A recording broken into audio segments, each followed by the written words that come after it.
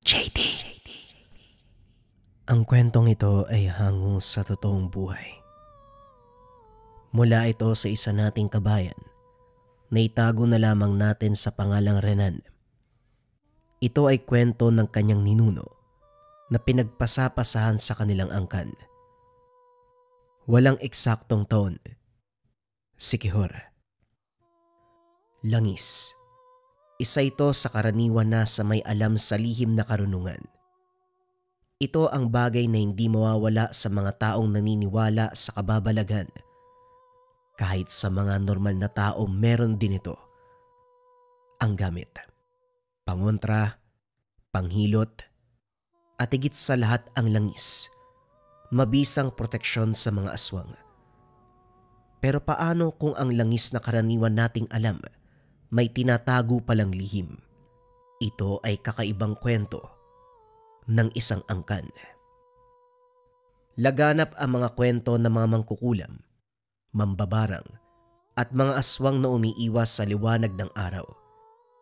Isa sa pinakatanyag na lihim na gamit ng mga nilalang, isang itim na langis.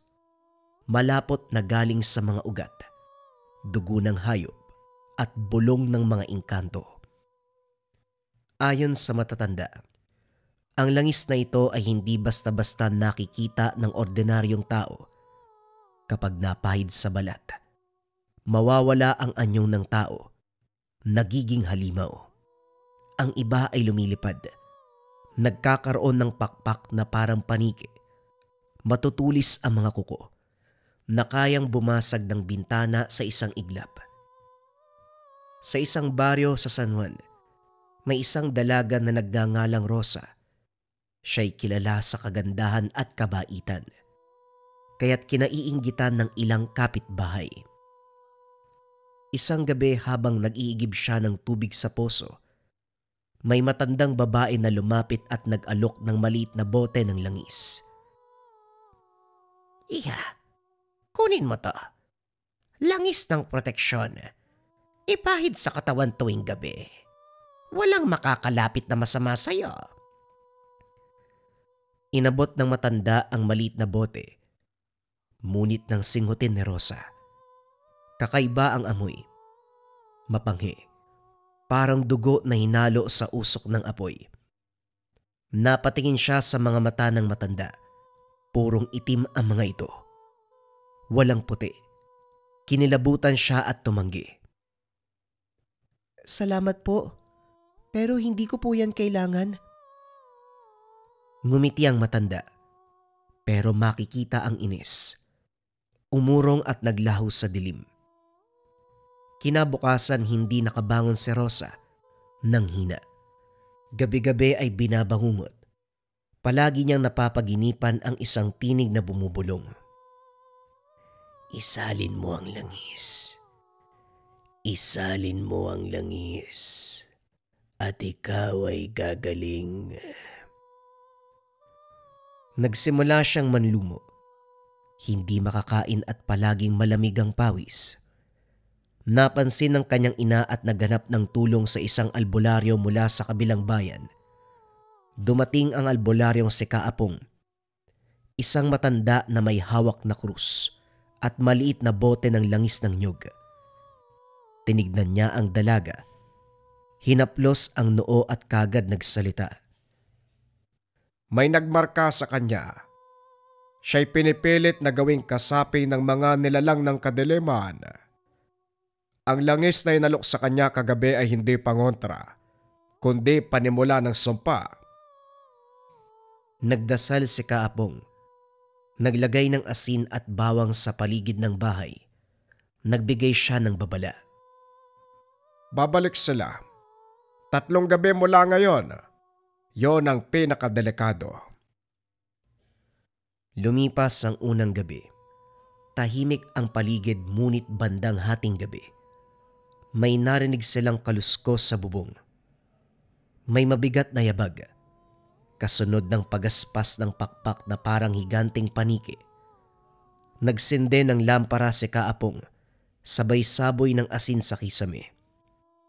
Nakarinig sila ng malalakas sa sigaw, huni na parang hayop na nasusunog Hindi mapigilan ng ina ni Rosa na mag-alala dahil sa naririnig, nararamdaman sa paligid. Lumipas ang mga oras. Ganon at ganon pa rin ang ginagawa ng matanda. Mapalayas lamang ang mga demonyo. Sumapit ang 4:00 ng madaling araw. Doon pa lamang tumahimik ang paligid. Nakahinga ng maluwag si Kaapong at Aling Milagros. Unang gabi pa lamang ito, Milagros. At ganito na sila kasugapa. Huwag kang mag-alala. Poprotektahan ko ang anak mo sa abot ng aking makakaya. Magpahinga ka na. Ay, salamat sa Diyos. Wala na ang mga demonyong yon. Nagsasalita pa si Mang Apong. Pero paglingon niya kay Aling Milagros ay nakatulog na pala ito. Yakap-yakap ang anak habang humihilik. Habang lumilipas ang oras, naghahanda na si Kaapong ng kanyang gagawin sa mga susunod na gabi. Pangalawang gabi, mas mabigat ang presensya. May kumakalabog sa bintana. At sa liwanag ng buwan nagising si Rosa. Nakita niya ang 3 nilalang na nakatayo sa puno ng mangga. Hubad. Mahaba ang kuko. Ang isa'y hawak ang parehong boteng inalok sa kanya. Ang kanilang mga mata ay nagliliyab, sabay-sabay na bumubulong. Isalin mo ang langis. Isalin mo, Rosa. Ikaw ay amin. Nanlumo si Rosa at halos bumigay ang katawan. Ngunit pinagtibay siya ng albularyo. Inusal ang orasyon habang dinidikit ang krus sa noo ng dalaga.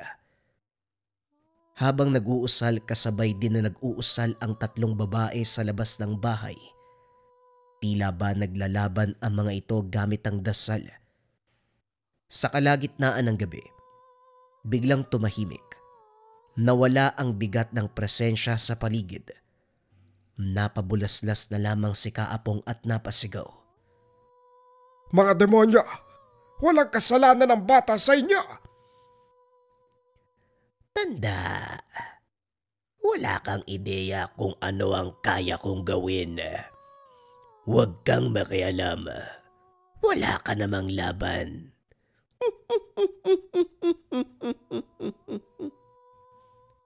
Lalabas sana si Kaapong para harapin ang mga nilalang, pero paglabas niya ay wala na ito. Bigla na ring tumahimik ang gabi na tila ba walang nangyari. Bumalik na sa loob si Kaapong at nanlumo, napamura ng malakas. Nang mga oras na yun, pinuno ni Kaapong ang paligid ng bahay ng mga malalakas na pangontra. Kinausap si Milagros. Walang lalabas buong araw upang walang makapasok na mga demonyo sa bahay. Hihintay natin sila mamayang gabi. Uubusin ko ang mga demonyong yan. Dumating ang 3 gabi. Nawalan ng buwan at ang buong baryo ay nababalot ng isang makapal na kadiliman. Isang perpektong tagpo para sa mga nilalang ng gabi. Habang maimbing na natutulog si Rosa, ang kanyang katawan ay nagsimulang mangisay. May hindi nakikitang puwersa na pilit na hinihila mula sa kanyang kinalalagyan. Sa labas nagkukumpulan ang 3 nilalang. Sa ilalim ng gabi na walang bituin, ang anyo ng matandang babae ay nagbago. Hindi na isang inosenteng matanda, kundi pinunong aswang. Ang kanyang balat ay tila tuyong kalabaw. Ang buhok ay buhaghag. Gumagalaw pa sa kanyang ulo. Ang mga ngipin, matatalas, handang-handang kumatay. Isang pahid lang, Rosa. Magiging kaisa ka namin. Ang boses ay umalingaw-ngaw sa kadiliman, nagdudulot ng matinding takot sa puso ng mga nakakarinig. Ngunit hindi nagpatinag si Kaapong. Mula sa kadiliman sumugod siya ng may determinasyon.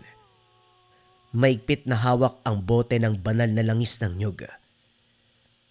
Hindi ko papayagang magyari yan. Ibinuhos niya ang langis sa lupa. Lumikha ng isang proteksyon na bilog sa kanilang paligid. Nagsaboy ng asin at nagbigkas ng dasal. Biglang kumidlat at nagliwanag ang buong paligid. Ang mga aswang ay napasigaw sa sakit. Ang mga balat ay nagliyab. Nagtakbuhan. Pero huli na ang lahat. Ang langis at asin. Napakalakas na pangontra. Nang makita ng pinunong aswang na nabigo ang mga alagad, siya mismo ang sumugod. Sinubukan niyang hablutin si Rosa, ngunit mabilis na tumalon si Kaapong sa pagitan nila. Hindi kita hahayaang makuha siya! Nagsimula ang matinding laban. Ang pinunong aswang ay malakas, mabangis. Ang kanyang mga kuko ay humahampas na parang mga talim. Ngunit si Kaapong, may pananampalataya at proteksyon ng banal na langis. Sa bawat atake ng aswang umiiwas si Kaapong at sa bawat pagkakataon, isinasaboy niya ang langis sa aswang. Ang pinunong aswang ay sumugod. Sinubukang sipain si Kaapong. Kaso nga lang mabilis na nakailag. Gumulong si Kaapong sa lupa at sa isang iglap. Bumangon at isinaboy ang langis sa mukha ng aswang. Ang aswang ay napasigaw sa sakit. Hinawakan ang kanyang nasusunog na muka. Kahit kailan, hindi kayo mananalo! Wika ni Kaapong habang patuloy na sinasaboy ang langis. Ang aswang ay nagalit. Nagpakawala ng isang malakas na atake.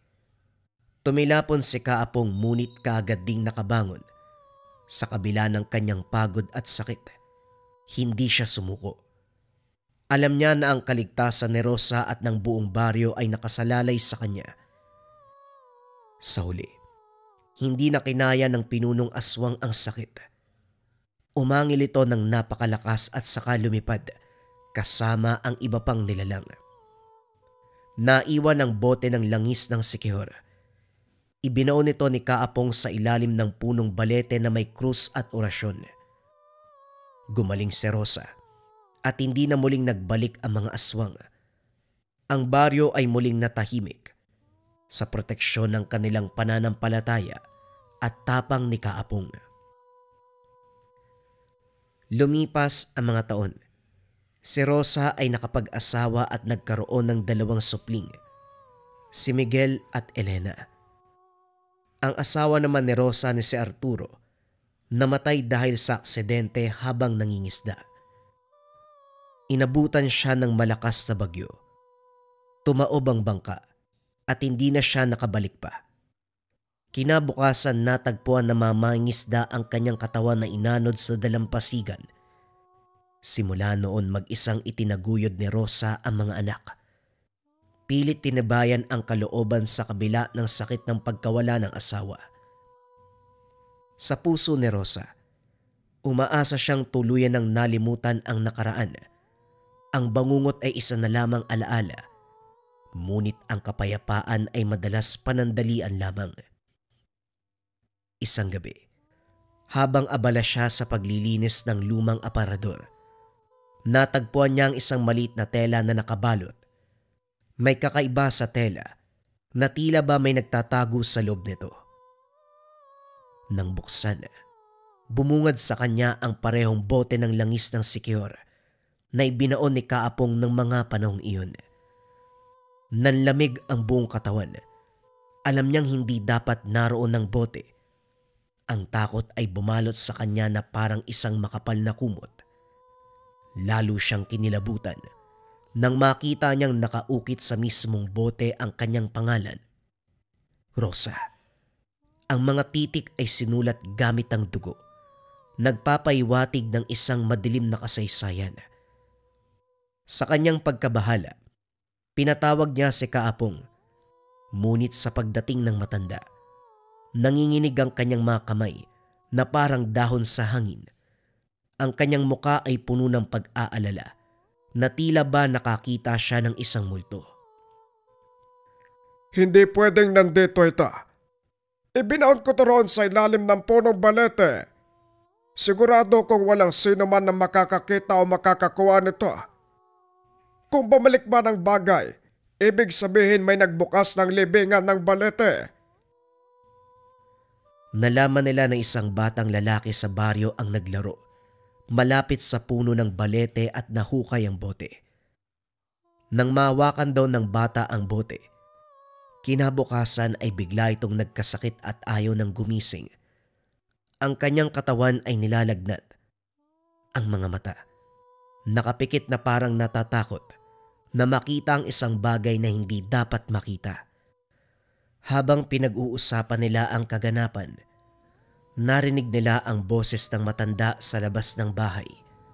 Ang tinig ay pamilyar, ngunit hindi niya matukoy kung saan niya ito narinig. Nang sumilip si Rosa sa bintana, naroon muli ang matandang babae. Ang pinunong aswang na akala nila'y nasunog at tuluyan ng nawala. Ngunit ngayon, mukha itong mas bata. Ang kanyang balat ay hindi nagusot. Ang kanyang mga mata ay maliwanag na pula na parang apoy.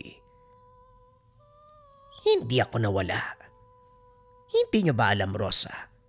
Ang langis ay pagmamay-ari ng iyong angkan. At ngayon ikaw ang napili. Ikaw ang susunod na magdadala ng langis. Nanginginig si Rosa. Ang mga salita ng matanda ay tumatagos sa kanyang puso na para bang makarayom. Ngunit bago pa siya makapagsalita, tumuro ang matanda sa kanyang panganay na anak na si Miguel. Kung hindi ikaw, siya ang magiging kasapi. Ang kanyang mga mata ay nakatuon kay Miguel na tila ba sinusuri ang kaluluwa. Nalaman ni Kaapong ang katotohanan. Hindi lamang proteksyon o sumpa ang langis na ito. Ito ay pagpasa ng kapangyarihan. Kada henerasyon, may kailangang pumalit na magdadala ng langis. At dahil tumanggi roon si Rosa, ngayon ay pinipilit ng matanda na siya o ang kanyang anak ang magiging kasunod. Ang langis ay hindi lamang isang bagay, kundi isang pamana na kailangang ipasa sa susunod na henerasyon. Nagpasya si Rosa. Pipiliin niyang harapin ang sumpa para mailigtas ang anak. Hindi niya hahayaang magdusa ang kanyang anak sa kaparusahan na dapat ay para sa kanya. Ngunit bago niya mahawakan ang bote, biglang tumakbo si Miguel at siya mismo ang humawak dito. Nagliyab ang paligid. Bumagsak ang bata na walang malay. Ang init ay tila ba nagmumula sa impyerno at ang amoy ng nasusunog na balat ay pumuno sa hangin.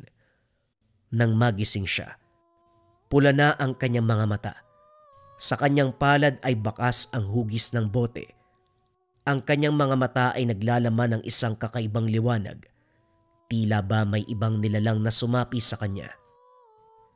Sa gitna ng kaguluhan, natuklasan ni Kaapong ang nakatagong lihim. Ang matandang babae at si Rosa ay magkatugo. Angkan pa daw ni Rosa ang unang nakipagkasundo sa mga nilalang ng dilim upang magkaroon ng kapangyarihan laban sa mga Kastila. Bilang kabayaran, ang kanilang lahi ay kailangan magmana ng langis sa bawat henerasyon.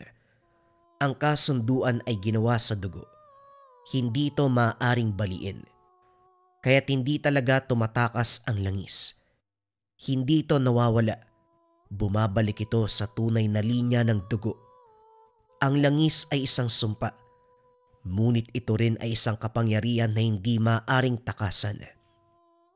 At ngayon, hawak ng anak ni Rosa ang kapangyarihan. Hindi niya alam kung kakampi ba siya o magiging halimaw na mas malakas pa kaysa sa matandang babae. Ang kanyang anak ay nasa bingit ng kadiliman. Hindi niya alam kung paano siya ililigtas. At mula sa dilim, narinig muli ang bulong. Ang langis ay sa atin. Ang langis ay sa dugo mo. Ang bulong ay parang nagmumula sa lahat ng direksyon na bumabalot sa kanila na parang isang hindi nakikita na kamay. Hindi alam ni Rosa kung ano ang gagawin Ang kanyang anak ay nasa panganib. Ang kanyang pamilya ay sinumpa. Ngunit hindi siya susuko. Harapin niya ang sumpa. Ililigtas ang kanyang anak. Lumipas sa mga araw, linggo at buwan. Si Miguel ay nagbago. Hindi na siya ang dating batang masayahin at mapagmahal. Ang kanyang mga mata ay madilim. Ang mga kilos ay laging tahimik. Isang gabi habang natutulog si Rosa, narinig niya ang isang kaluskos sa labas ng kwarto. Nang buksan ang pintuan, nakita niya si Miguel na nakatayo sa dilim. Ang mga mata ay nagliliyab na pula. Ang mga kamay, hawak ang bote ng langis ng sikihor. Inay, kailangan kong gawin to. Kailangan kong tanggapin ang sumpa. Hindi. Hindi mo kailangan gawin yan, Miguel. May paraan pa. Walang ibang paraan, inay. Ito na ang kapalaran. Naglaho si Miguel sa dilim. Sinundan siya ni Rosa. Kaso nga lang huli na ang lahat. Nakita niya si Miguel na nakatayo sa gitna ng punong balete. Sa kanyang paligid nagkukumpulan ang mga aswang. Maligayang pagdating, Miguel. Ikaw ang susunod na magdadala ng langis. Hindi na nakayanan ni Rosa ang nakita. Sumugod siya kay Miguel ngunit hinarang ng mga aswang. Miguel, huwag ka maniwala sa kanila. Hindi siya pinakinggan ni Miguel. Sa isang iglap ininom niya ang langis. Nagliyab ang buong katawan. Ang mga aswang ay nagsigawan sa tuwa. Nang matapos ang apoy, wala na si Miguel. Sa kanyang lugar nakatayo ang isang nilalang na mas malakas pa kaysa sa matandang babae. Ang nilalang ay tumingin kay Rosa. Sa kanyang mga mata walang pagmamahal o awa. Tapos na ang lahat. Ako na ang namumuno ngayon. Nang gabing yon nagdilim ang buong isla. Ang sumpa ng langis ng sikihor nagtagumpay. Ngunit hindi pa ito ang wakas. May pag-asa pa. Ang kapatid ni Miguel na si Elena hindi sumuko. Alam niyang may paraan para talunin ang sumpa. Sa tulong ni Kaapong, natuklasan nila ang lihim ng langis ng sikihor. Nalaman nila na ang langis ay maaaring labanan ng isang tao na may dalisay na puso at malakas na pananampalataya. Kailangan nilang hanapin ang isang taong may ganitong katangian at ang taong iyon maaaring si Elena mismo. Harapin ni Elena ang kanyang kapatid. Harapin niya ang sumpa. Ililigtas ang kanyang pamilya. Ngunit ang laban ay naging mahirap. Kailangan niyang harapin ang sariling mga demonyo. Kailangan niyang harapin ang kanyang takot. Kailangan niyang harapin ang katotohanan na ang kanyang kapatid ay hindi na ang dating Miguel. Ngunit hindi siya susuko dahil mahal niya ang kapatid. Handa siyang gawin ang lahat para iligtas ito. Sa mga sumunod na araw matapos ang pagkawala ni Miguel, nabalot ng matinding kalungkutan ng baryo. Ngunit sa puso ni Elena, may nag-aalab na apoy ng determinasyon. Alam niyang hindi siya maaaring magpatalo sa kalungkutan dahil kailangan niyang maging handa sa anumang panganib na maaaring dumating sa kanya. Kinausap ni Elena si Kaapong, ang matanda at marunong na albularyo ng baryo. Ibinahagi niya ang kanyang pangamba, ang kanyang determinasyon na harapin ang sumpa. Nakita ni Kaapong ang tapang at pananampalataya sa puso ni Elena. Nagpa siyang tulungan ito. Elena, hindi sapat ang iyong puso at pananampalataya upang labanan ang kasamaan. Kailangan mo magsanay at matutunan ang mga lihim ng mga ninuno. Kailangan mong maging ganda sa anumang hamon na darating. Kaya't nagsimula na ang pagsasanay ni Elena sa ilalim ng pamamahala ni Kaapong. Araw-araw bago pa man sumikat ang liwanag, gumigising si Elena upang makipagkita kay Kaapong sa gilid ng kagubatan. Una, tinuruan siya ni Kaapong ng mga sinaunang dasal at orasyon. Ipinakilala niya si Elena sa mga espiritu ng kalikasan. Tinuruan siyang humingi ng kanilang tulong at proteksyon. Ang mga dasal at orasyon, hindi lamang mga salita. Ito ay mga kasangkapan upang makipag-ugnayan sa mga espiritu at humingi sa kanila ng biyaya. Kailangan mong bigkasin ang mga ito ng may puso at paninindigan upang marinig kanila at tulungan. Tinuruan ni Kaapong si Elena ng mga dasal para sa iba't ibang okasyon. Dasal para sa proteksyon. Dasal para sa pagpapagaling. Dasal para sa lakas ng loob. Pinaintindi niya kay Elena na ang bawat dasal ay may kapangyarihan. Kailangan lamang itong gamitin ng may tamang intensyon. Pagkatapos, tinuruan siya ni Kaapong ng mga sinaunang paraan ng pagpapagaling. Ipinakilala niya si Elena sa mga halamang gamot. Tinuruan siyang kilalanin ang kanilang mga katangian at gamit. Ang kalikasan ay puno ng mga gamot na makakatulong sa atin. Kailangan mo lamang matutunan kung paanong gamitin ang tama. Kailangan mong maging mapanuri at maingat upang hindi ka makapanakit sa iba. Ipinakita ni Kaapong kay Elena ang iba't ibang halaman na may kakayahan na magpagaling. Dahon ng bayabas para sa sugat, luya para sa sakit ng tiyan, bawang sa impeksyon. Tinuruan niya si Elena kung paanong timplahin ang mga ito upang maging gamot at kung paano ipapainom sa may sakit. Hindi lamang pisikal na pagsasanay ang ginawa ni Elena, tinuruan din siya ni Kaapong ng mga paraan upang palakasin ang isipan at espiritu. Tinuruan niya si Elena ng pagpapakalma ng isipan upang maging kalmado sa lahat ng oras. Ang isip ay isang malakas na kasangkapan. Kailangan mong matutunan kung paano ito kontrolin upang hindi ka mapadala sa takot at pangamba.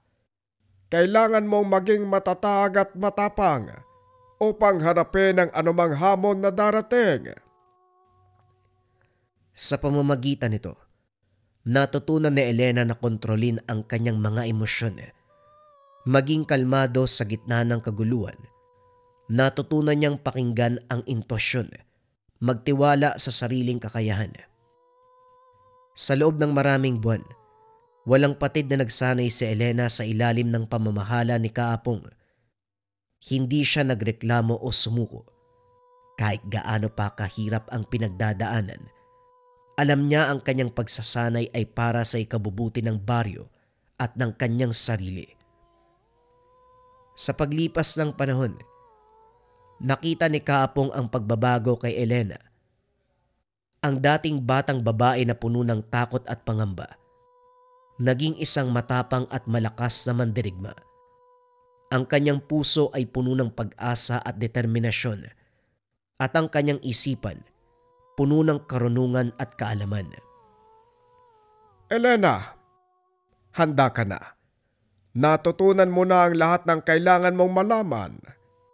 Ngayon ikaw na ang bahala upang harapin ang iyong kapalaran.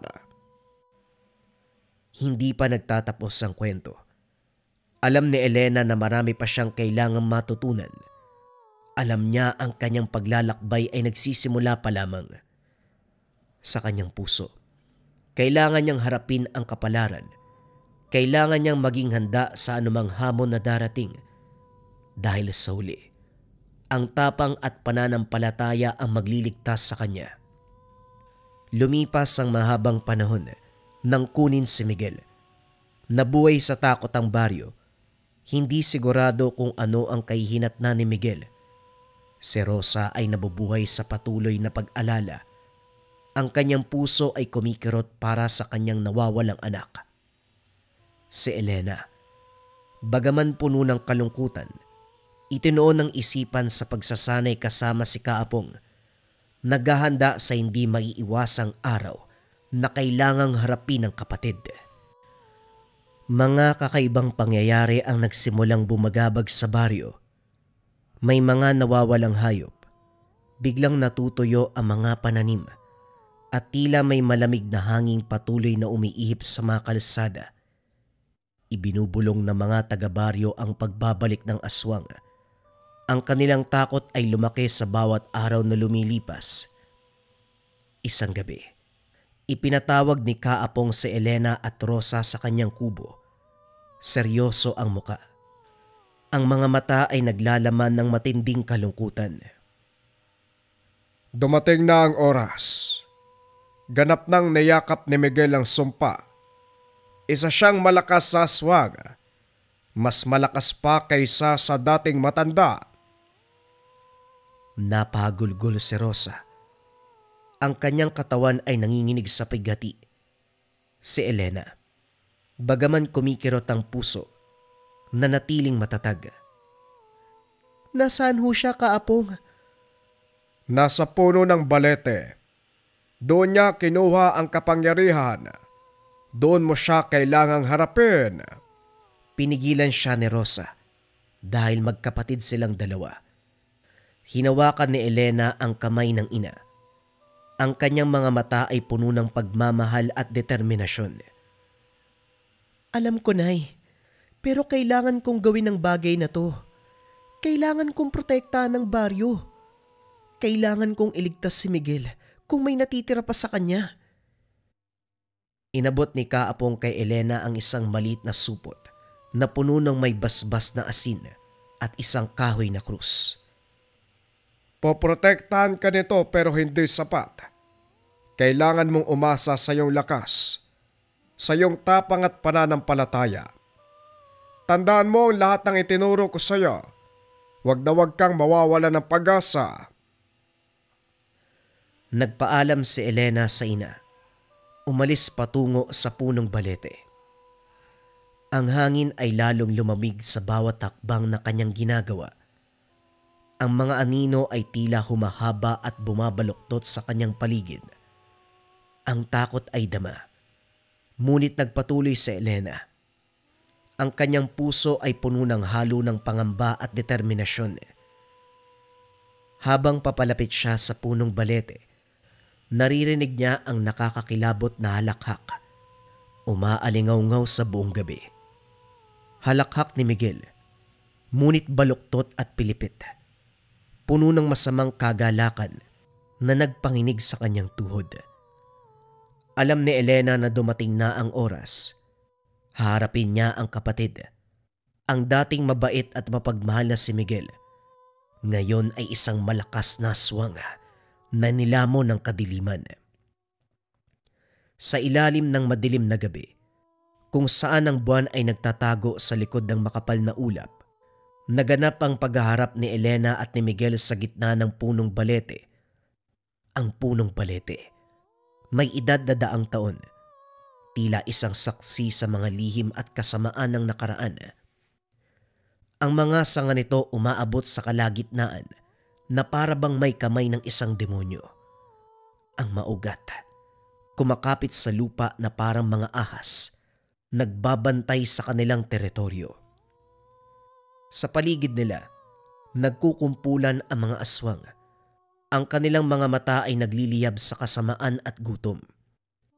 Ang kanilang mga katawan ay balot ng kadiliman. Ang kanilang mga tinig, umaalingaw-ngaw sa hangin na parang bulong ng impyerno. Ang hangin ay puno ng takot at pangamba. Tila ba mga nilalang na nakikiisa sa kanilang pagharap. Miguel, alam kong nandyan ka pa. Labanan mo ang sumpa. Huwag mong hayaang lamunin ka ng kadiliman. Mas malakas ka kaysa rito, di ba?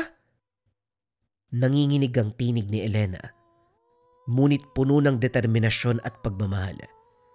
Sinubukan niyang abutin ang puso ng kapatid na nagtatago sa ilalim ng makapal na balot ng sumpa. Ngunit hindi siya pinakinggan ni Miguel. Ang kanyang mga mata na pula na parang dugo. Ang kanyang muka ay puno ng galit at pagkamunhi. Ang katawan ay tila ba pinaglalaroan ng hindi makitang puwersa na nagpapahirap sa kanya na kontrolin ang mga kilos. Sumugod siya kay Elena na parang isang hayop na nasusukol. Ang kanyang mga kuko ay handang dumagit at pumatay. Nagsimula na ang matinding labanan. Tila ba isang sayaw ng kamatayan sa ilalim ng kalangitan. Si Elena ay hindi kasing lakas ni Miguel sa pisikal na aspeto, pero meron siyang isang bagay na wala ang kapatid. Isang dalisay na puso at malakas na pananampalataya. Ang kanyang mga atake ay mabilis at maliksi. Tila ba mga sinag ng liwanag na sumusubok na tumago sa kadiliman. Sa bawat suntok, kalmot at sipa ni Miguel, umiiwas siya at nagdarasal. Humingi ng tulong sa mga puwersa ng kabutihan.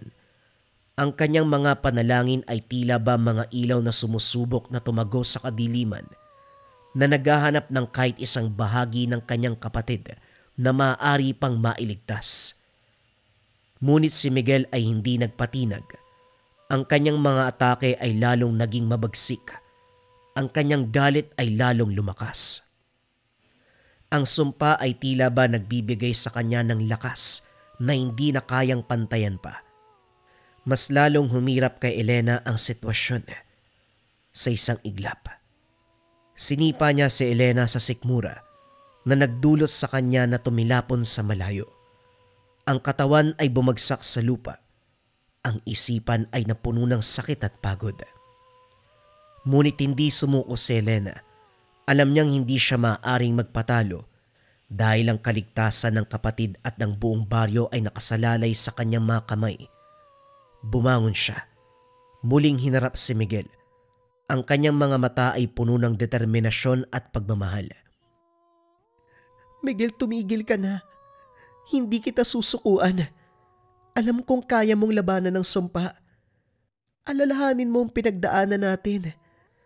Sinubukan niyang gisingin ang kapatid sa pamamagitan ng pagpapaalala. Umaasang kahit sa isang bahagi niya, makakarinig ito. Nang mga sandaling iyon, tila ba may nagbago kay Miguel.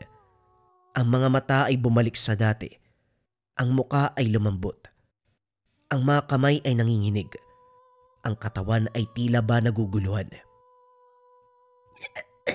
Elena, tulungan mo ako. Ang kanyang tinig ay halos pabulong. Hirap na magsalita. Ang mga salita ay nagpapakita ng sakit at paghihirap na nagpapatunay na meron pa ring bahagi niya na lumalaban sa sumpa. Ngunit ang pagbabago ay panandalian lamang.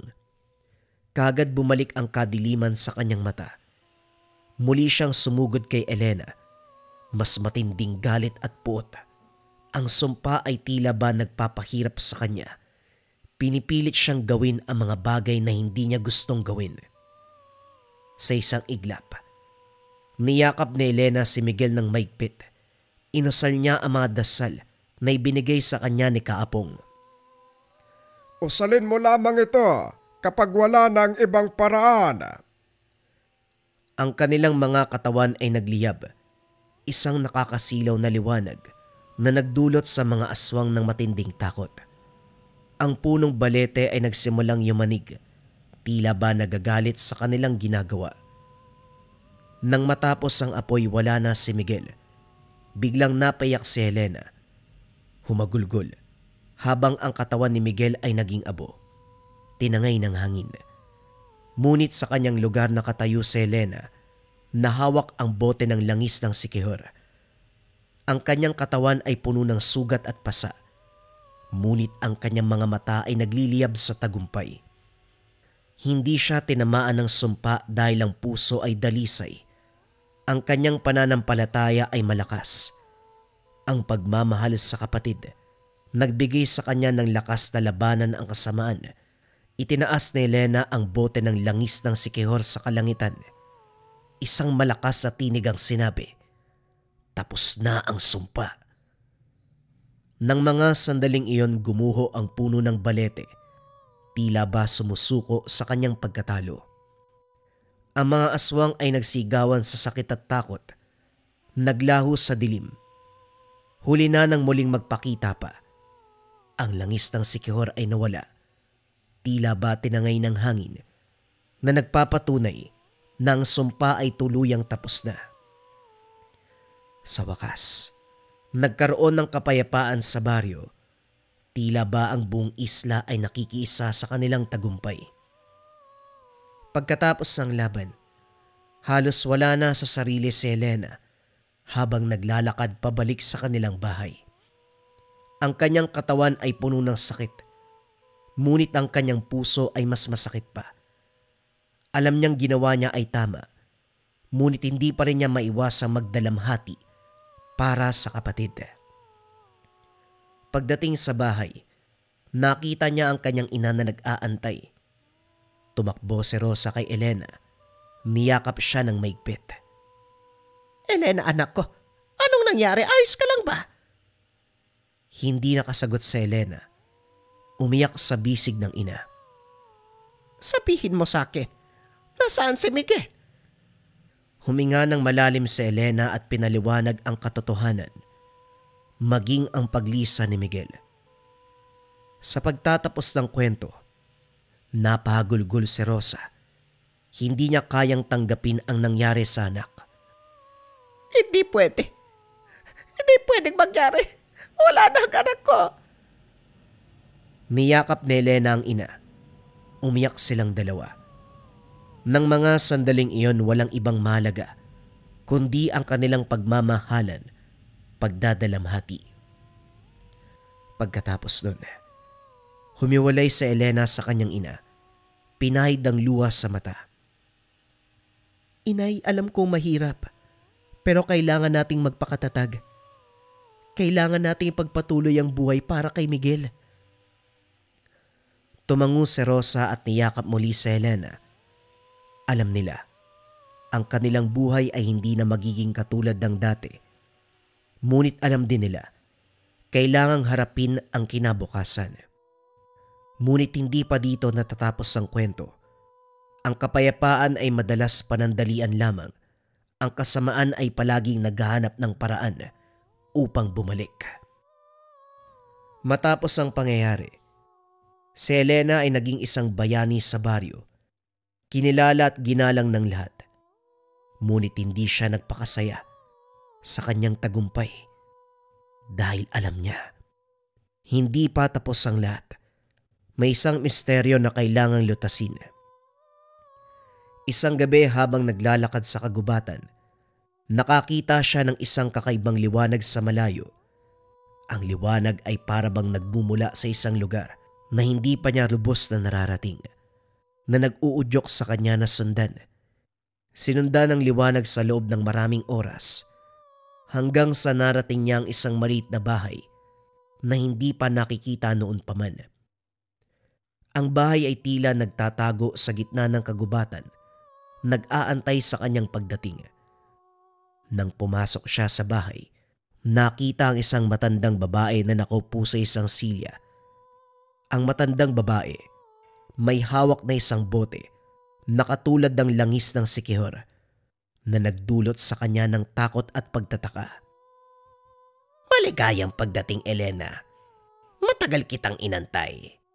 Alam kong darating ka. Ang kanyang tinig ay puno ng karunungan. Tila ba alam ang nangyayari.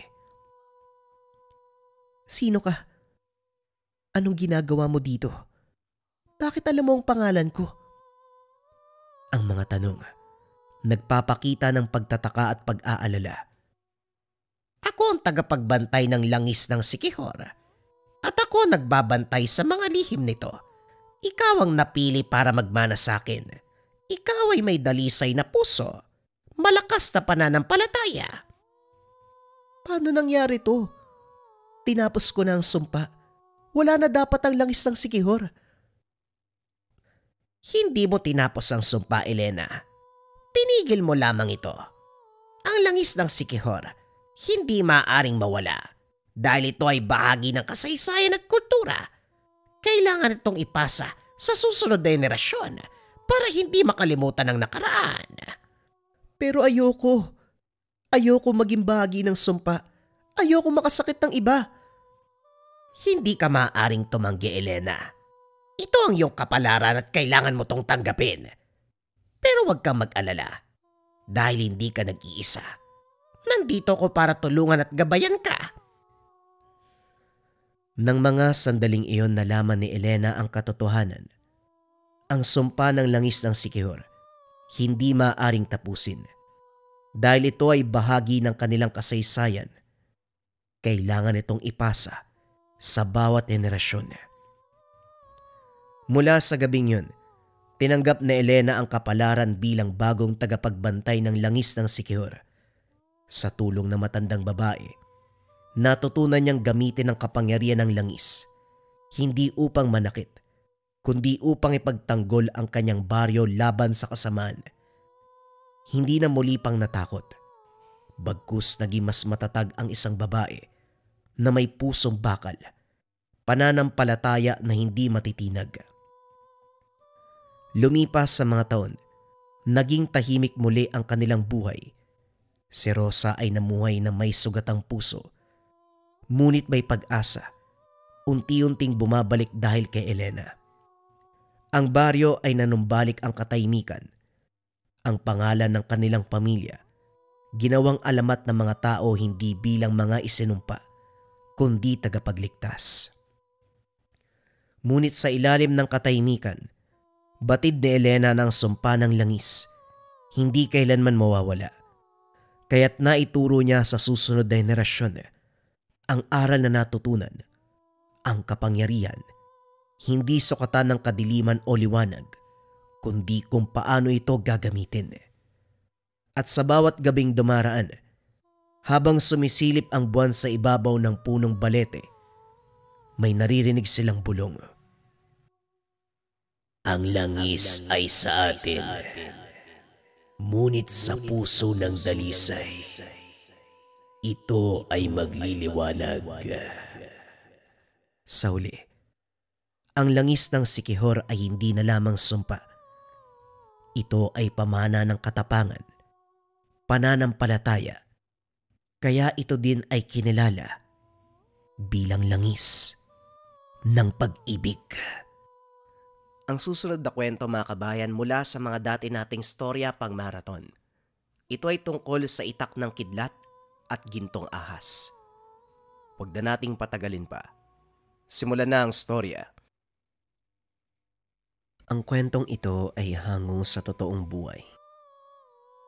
Mula ito sa isa nating kabayan na itago na lang natin sa pangalang Patrick. Taong 1984. Probinsya ng Sarangani. Tinitigang mabuti ni Patrick ang itak na nakasabit sa dingding. Isa ito sa daang-daang koleksyon ng patalim ng ama na si Tatang Dido. Ang natatanging sandata na walang katulad. Hindi lamang ordinaryo dahil naglalabas ito ng kakaibang enerhiya. Isang antingero ang kanyang ama. Mahilig mangolekta ng kung ano-anong patalim. Mula sa pinakamalit na balisong hanggang sa pinakamataas na katana na nakuha noon pang panahon ng pananakop ng mga dayuhan. Nakita niya kung paanong gamitin ng iba. Pero sa itak na nakasabit mas interesado. Anak, sa titig mong yan, parang mapupuro lang itak ka. Kung bibilangin ko, ilang oras ka nang nakatingin eh. Bakit? Tanong ni Tatang Dido pagpasok ng tahanan. Kakatapos lang nito sa pagsisibak ng kahoy. Tinabihan niya ang anak na nakatayo sa harapan ng nakasabit na itak. Hindi ko lang po maiwasang mapaisip sa itak na yan. Kung titignan parang ordinaryo lang oh. Gawa sa bakal. Pero kapag ginagamit nyo tay, lalo na kapag pangpatay sa nilalang, parang may kuryenteng lumalabas eh. Ano po ba talaga ang sandatang yan? Napangiti si Tatang Dido. Napatingin din sa itak. Mahabang kwento kung itatanong mo. Pero bibigyan kita ng kaunting impormasyon tungkol dito. Ang unang nagmay-ari niya ay si Lolo Solomon mo sa kanyang lolo na isa ring antingero. Marami siyang alam tungkol sa iba't ibang patalim. Naging panday din kung minsan at yan ang unang sandatang hinulma mula sa tinunaw na bakal at isa pang bagay na nagmula sa kalikasan. Wala akong ideya kung anong bagay na yon, pero ang sabi ni Lolo Solomon, mula daw sa kidlat. Sa katunayan sabay na buhay ang itak na yan at ang pagkuha ng pangil ng kidlat. Itong mutyang tangan ko, mula din sa mga ninuno natin. Basta ang sabi ni Lolo, ang tanging tungkulin ng itak, iligtas sa mga nangangailangan Kaya kung naaalala mo, ilang beses kong ginamit yan kapag may nilalang na nagpaparamdam sa paligid. Pagpapaliwanag ni Tatang Dido. Kaso nga lang, nakulangan si Patrick sa sagot ng ama. Subalit maging si Tatang Dido mismo, limitado lang ang kalaman. Sa madaling salita, kalahating katotohanan lamang ang sinabi ng yumaong mga ninuno tungkol sa iniwan nilang sandata. Naalala ko po nung minsang ginamit yung itak na yan. Ano nga po palang tawag dyan? Ayon sa paniniwala ng ating angkan, itak ng kidlat ang tawag dito. Mahabang katahimikan ang namayani, parehong napatitig sa itak. Ilang sandali pa, nagunahan sa paglabas, nang marinig ang sigaw ng matandang mangangalakal. Si Tatang Dido ang sumalubong nito sa daanan. Manong Perto, anong nangyari sa'yo? Ang dungis mo. Aba, merong dugo yung dala mong sako. Ano ba yan? Punit ang damit ng matanda. Maraming galos. Madungis at isa na lamang ang tsinelas. Nanginginig pa sa takot. Tatang, pumasok po muna kayo. Kailangan niyong kumalma. Habang inaalalayan ang matanda papasok ng tahanan, dali-dali namang sinuri ni Patrick ang paligid. Alam niya na sa tuwing sasadya ang mangangalakal sa kanila, isa lang ang ibig sabihin. Nang wala namang mapansing kakaiba, pumasok siya sa loob ng kusina at nakinig sa usapan. Manong, ilang araw na kitang hindi nakita. Saan ka ba na malagi nitong mga nakaraan? Dinaanan kita sa kubo na tinitirhan mo pero wala ka. Kumusta ho ba kayo? Tanong ni Tatang Dido. Pasensya na kayo kung pumarito ako sa ganitong kalagayan. Sa katunayan, dapat kagabi pa ako nagpunta Kaso hindi ko naman gugustuhin na makarating dito yung nilalang dahil sumusunod sa akin. Alam kong may tungkulin kayong ginagampanan kaya nag-iingat din ako. Ayoko madamay kayo sa mga kilos ko. Tugon ni Manong Perto na mas lalong ipinagtaka ng dalawa. Manong, hindi malinaw. Ano bang nilalang ang humahabol sa'yo kagabi? Bakit nag-alangan kayong dumiretso dito? Sabi naman sa inyo kapag kailangan ng tulong, pumunta ka dito sa bahay. Handa naman kaming tumulong. Aswang ang humabol sa akin dito. Ang totoo niyan, ginabi ako sa pag-uwi tapos napadaan ako sa isang bahay. Narinig ko yung sigawan Tunog na nangangailangan ng tulong kaya lumapit ako. Kaso nga lang nabiktima na ng aswang yung pamilya matapos nun, hindi na malis sa isipan ko ang kaganapan. Natakot ako na duwag kaya tumakbo ko Habang nasa kalagitnaan ng daan papunta rito para humingi sana ng saklolo sa inyo, napansin ko na sumunod yung nilalang. Naisip ko na lumis ang daanan. Naligaw pa sa gubat para takasan ng halimaw. Sa kabutiang palad nakaligtas naman pero ito nga punit-punit yung damit, marami pang galos. Napabuntong hininga si Tatang Dido nang hinayang sa pagkakataon na mapuksa ang aswang na sumalakay. Naku Manong, yun sana ang tamang oras para mapuksa natin ang aswang. Kaso niliis nyo pa ng daanan Pero hindi bale, nauunawaan ko naman ang punto nyo. Darating din ang araw na makikita natin muli ang nilalang na yan. At kapag nangyari, hindi ako magsasayang ng segundo. Nga ho pala, saang bahay nyo nakita ang pambibiktima? Doon lang sa kabilang barangay. Yung nag-iisang bahay sa dulo ng maisan. Mga batang nabungaran ko pati isang ina. Duguan lahat. Kung hindi binalikan ng aswang, sigurado kung buhay pa ang mga yon. Kalmot lang naman ang inabot Yun nga lang, hindi natin alam. Siguro Tatang, hayaan niyo po akong tumulong. Pupuntahan ko yung bahay na sinabi ni Manong Perto. Alamin ko po kung ano nangyari. Mas mabuti pa nga anak. Pagkatapos ng agahan umalis ka. Magsalo muna tayo sa mesa. Pag-usapan natin ang ibang bagay tungkol dito. Kagaya ng nabanggit, habang nasa pagkainan, nag-usap ang mag-ama kasama si Manong Perto. Plinano kaagad ang gagawing hakbang para saklolohan ang pamilyang biktima. Nahuli man, pero tinitiyak na pagbabayarin ang sinumang aswang na sumalakay. Pagkatapos ng kainan, lumakad na si Patrick patungo sa kabilang barangay. Pagdating sumalubong kagad ang tagpong kumpulan ng mga tao sa tabi ng daan. Walang ibang pinag-uusapan kung hindi ang nangyaring pambibiktima. Ayon sa narinig na usapan, nakaligtas naman ang pamilya at kasalukuyang nagpapagaling sa tahanan ng isang manggagamot naroon nito sa kabilang bayan. Matapos makiusisa sa usapan, dumiretso si Patrick sa tahanan ng biktima. Maraming magsasaka sa puntong iyon, abala sa kani-kanilang gawain. Unang sinuri ni Patrick ang paligid. Malayo sa ibang kabahayan ang tahanan. May bakas ng kalmot ang bahagi ng bintana. Sira ang pintuan na parang puwersahang binuksan. Hanggang sa isang lalaki ang lumapit sa kanya. Iyo, antingero ka rin ba kagaya ng nauna sa'yo? May dumating dito kanina. Nagtatanong tungkol sa nangyari. Ang sabi manunugis ng aswang. Nangalap pa ng impormasyon para makatulong. Ikaw din ba? Hindi po. Napadaan lang po ako sa lugar tapos narinig ko yung usapan eh. Gusto ko lang pong malaman yung nangyari kaya ako nandito. Totoo po ba talaga? May aswang dito? Ay naku, sinabi mo pa iho. Itong lugar payapa kung titignan sa umaga. Pero delikado pagsapit ng gabi. Takip silim pa nga lang, nakauwi na kaming lahat eh. Ilang beses nang sumalakay ang aswang, walang pinipili. Mambibiktima talaga kahit nasa loob o labas man ng tahanan. Tignan mo yung nangyari sa pamilya, nakakaawa. Sinabihan namin na lumipat na lang ng ibang lugar, pero ayaw. Yan tuloy, yan ang nangyari sa kanila. Kumusta naman po yung pamilya? Balita ko mga bata yung kasama tapos yung ina, malala daw po yung sugat. Dinala sila sa kabilang bayan. May manggagamot dun eh. Ang nabalitaan ko naagapan na.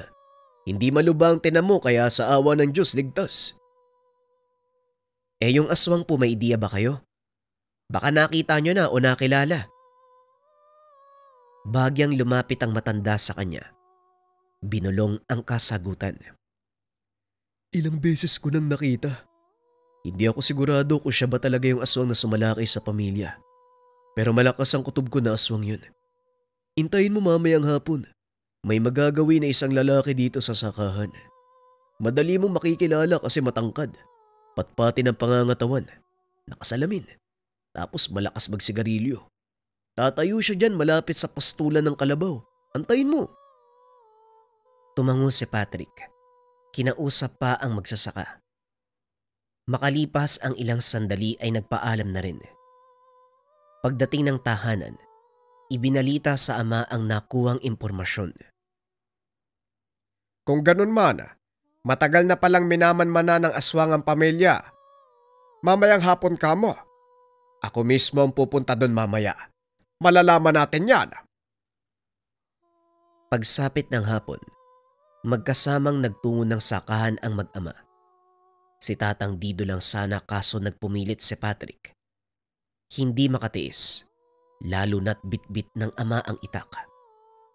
Hindi makapaghintay na masaksiyan ang magaganap na sagupaan.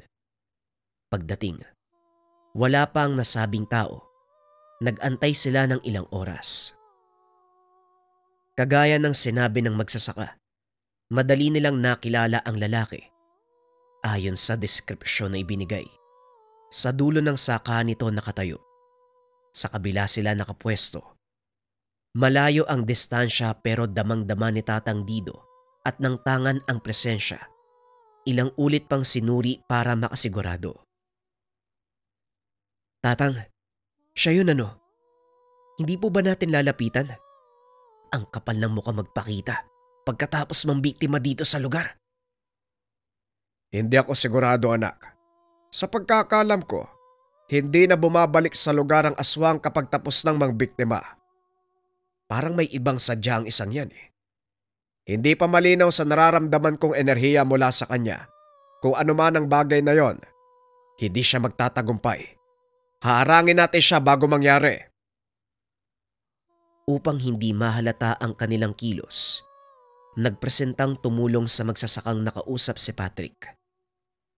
Makalipas ang ilang oras, nagsiuwian ng lahat, maliban kina Tatang Dido na dali-daling sinundan ng lalaki. Habang binubuntutan ang estranghero, napansin sila makalipas ang ilang sandali. Kaagad na alerto, dali-daling gumawa ng hakbang upang makawala. Paulit-ulit na lumihis ng daan, hanggang sa tuluyang naglaho sa paningin nila Tatang Dido. Huminto ang mag-ama sa kalagitnaan ng kagubatan. Kahit saang direksyon tumingin, hindi natanaw ang lalaki. Isa pa, madilim na ang paligid. Paano yan ngayon, Tatang? Saan natin hahanapin yung isang yun? O maghihintay na naman tayo bukas sa sakahan? Hindi na kailangan mag-intay ng panibagong araw. Nandito lang yan sa tabi-tabi, anak. Talasan mo ang paningin. Gabi na, paniguradong kikilos ang halimaw. Galugarin natin ang buong lugar. Hindi tayo uuwi nang hindi yan nahanap. Huwag kang lumayo para maprotektahan kita kung sakali. Walang nakakaalam kung ano ang susunod na kilos ng nilalang na yan. Sige po. Mas mabuti na ring mahanap natin at mapuksa para hindi na madagdagan yung biktima. Sinimula ng mag-ama ang paghahanap sa aswang. Bawat dulo ng kagubatan ay hinagilap, subalit walang nakita. Walang katao-tao, walang bahay, kung kaya't nahirapan sila. Hindi rin nagbigay ng senyales ang tanga na mutya. Makalipas ang ilang oras, napagpasyahang bumalik na lamang sa dinaanan. Madaling araw na. Ay nako, umuwi na nga lang tayo. Talagang kakaiba yung aswang na yun ah. Pinapahirapan tayong hanapin siya. Marunong. Di bueno, babalik tayo sa sakahan para abangan uli ang muling pagpapakita ng lalaking yan. Wika ni Tatang Dido. Tumango na lang din si Patrick. Binaybay ang daan pabalik ng tahanan. Subalit sa kalagitnaan, narinig nila ang sigawan mula sa kabayan. Dali-dali silang lumapit upang sumaklolo. Pagkarating sa lugar, walang ibang salitang namutawi sa bibig ng mga tao kung hindi aswang. May aswang! Yung anak ko buntis sinaswag nila! Tulungan nyo kami! Wika ng isang manang. Nabuhat-buhat pa ang paslit na po. Palabas ng tahanan habang inaalalayan ang babaeng nagdadalang tao. Kagad tumulong si Patrick. Dinala ang mag-ina sa kalapit na tahanan. Samantala dumiretso si Tatang Dido sa loob ng bahay. Sinuring mabuti ang loob. Nakita ang bakas ng kalmot sa bubong. Tagpi-tagping nipa lang kaya madaling nasira. Nang wala nang ibang napansin, lumabas upang doon naman tumingin. Tatang, may napansin ako. Gumagalaw sa bahaging yun. Anino lang yung nakita ko, Tatang. Kaya hindi ako sobrang sigurado. O sige, susundan ko. Dumito ka muna, bantayan mo yung buntis ha. Samahan mo sila. Kunin mo ang bagay na to. Gamitin mo lang kapag kinakailangan. Wika ni Tatang Dido. Sabay abot ng balisong sanak. Pagkatapos ay dali-daling sinundan ang dinaanan ng nilalang. Bumalik si Tatang Dido sa kagubatan. Sa puntong ito ay may bakas ng nilalang sa paligid. Tinalasan ang paningin at pang-amoy upang masundan ang samyu ng halimaw. Hindi siya nagkamali ng pagkilala. Parehong-pareho ang amoy ng estranghero sa sakahan at ngayon. Hinugot na ang itak. Naganda sa posibleng paglitaw. Habang humahakbang ay siya namang paglakas ng alingasaw. Hindi na rin maperme ang tangan, maging ang hawak na patalim. naglalabas ng may hinang malakuryenteng puwersa. Huwag ka nang magtago. Nasundan na kita eh. Mas mabuti pang lumabas ka na at magharap tayo. Nabiktima mo na ang pamilya doon sa taniman. Kagabi pa lang yon. Tapos eto na naman. Naghahanap ka na naman ng dadalihin. Talagang hayok ka sa laman ng tao, no? Halika dito, ako ang harapin mo. Wika ni Tatang Dido habang tumitingin sa paligid. Kaagad niyang sinulyapan ang mabilis na kilos ng isang anino. Paulit-ulit ito. Namalayan na lang ni Tatang na nagdurugo na ang balikat. May bakas ng kalmot. Hindi naman siya nasaktan o nakaramdam ng hapdi. Aba, ayos ganyan ka talaga kaduwag ano? Puro katago. Puro nakaw ng atake. Lumabas ka dyan. Magharapan tayo. Isang uri ng halimaw pero duwag. Malakas lang ang loob mo sa mga taong walang kalaban-laban. Ngayong may naghahamon sa'yo, nababagang sungay mo. Tinalasa ni Tatang Dido ang paningin. Madilim ang paligid. Hindi madaling maaninag ang mga bagay-bagay. Ilang sandali pa, may puwersang bumangga sa kanya.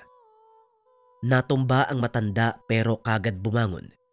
Sinundan pa ito ng sunod-sunod na pagkalmot. Akala mo siguro madadaan ako sa ganyan ano? Magdamag mo man akong kalmutin, hindi ako mamamatay. Nagpatuloy sa mabilisang atake ang nilalang. Pinag-aralang mabuti ni Tatang Dido ang galaw nito. Hanggang sa nakakuha siya ng pagkakataon. Pagkabuelo ng atake ng nilalang, hinawakan niya ang kamay nito. Buong puwersang sinikmuraan. Tumilapon ang nilalang. Gulat na napatingin sa kanya. Mas lalong tumindi ang galit nito. Umangil ng napakalakas. Sumunggab kay Tatang Dido at kinagat ang matanda.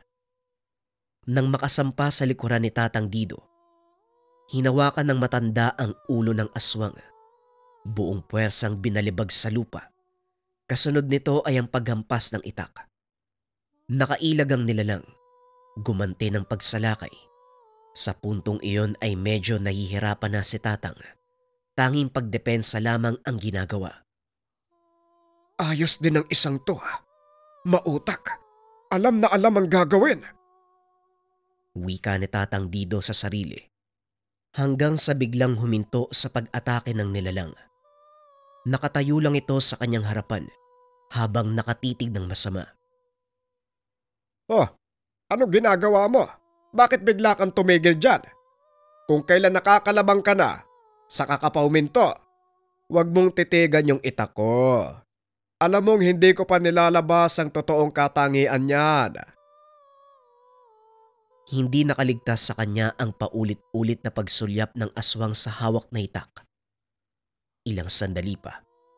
Unti-unti nang dumadaloy ang enerhiya sa patalim na hawak ng matanda. Mababakas sa mukha ng nilalang ang labis na pangamba. Marahang umaatras ang nilalang. Alam na ni Tatang Dido ang ganitong gawain.